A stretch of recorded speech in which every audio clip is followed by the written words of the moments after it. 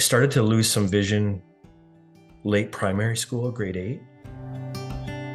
It turns out the condition I have, it's called keratoconus, and it doesn't cause blindness in the traditional sense of like my vision won't go black, but my vision is quite distorted. I can maybe see about 5 feet in front of me. I have no peripheral vision, so don't scare me by coming up on my side, because you don't want to crack. But sometimes I run with a guide. Sometimes I don't.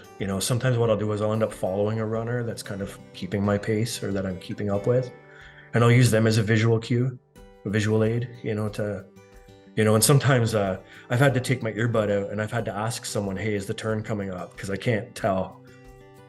So sometimes I've overrun. I've gone too far, and then I've had people yell at me to turn back and get on the course. But c'est la vie. A promise I made to give up a bad habit to my father, and I needed something to replace it.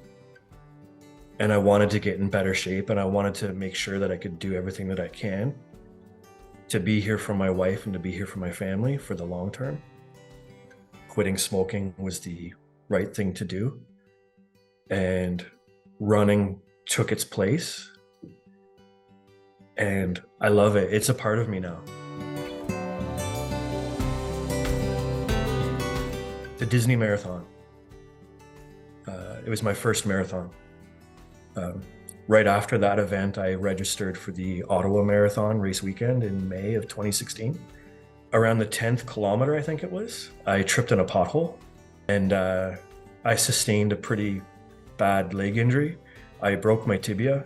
I tore ligaments in my knee, my left knee, my PCL ligament, my MCL ligament. I continued to run on it until about kilometer 25. And then I was removed from the event. It was a lot of recovery. It was a long recovery. It was stressful because I'd never really been injured before. I didn't want to just sit on my butt and do nothing all summer. So I ended up just rehabbing at my local community center using some of the equipment there, and I rehabbed, and then I ran the Commander's Challenge on September 18th, 2016. So I ran the 5K, and then about half an hour later, I ran the half marathon. It was quite the opportunity. It was quite a challenge. It's just so the atmosphere is quite special, and it's quite unique. I know a lot of people, myself included, who have a lot of family members, past and present, that are, their lives are forever intertwined with the Canadian Armed Forces, the CAF. Seeing the kids, seeing the young kids, seeing the families, seeing the veterans. For me, it's personal. It's a time to reflect as well on, I remember my dad, I remember my grandfather. I never knew my great-grandfather, but, I think about him, right? And not just my own family, but like, I think about all those poor souls that made the ultimate sacrifice so that I can run.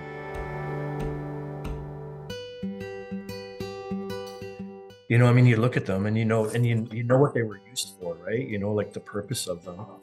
And it's very personal, I think, to act as active service personnel, as well as, people from previous eras who had to wear them, and what it signifies and what it represents. It is a deeply personal item. It's a very valuable item, to everyone that's involved in, the Canadian military, American military, whatever military it is, right? Like it's your identification. It's the closest thing I'll ever get to a dog tag with my name on it,